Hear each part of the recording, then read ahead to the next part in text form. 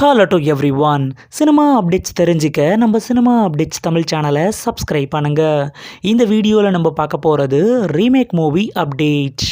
2019 மலையாளத்தில் ரிலீஸ் ஆன படம் தான் ஆண்ட்ராய்டு குஞ்சப்பன் வெர்ஷன் 5.25.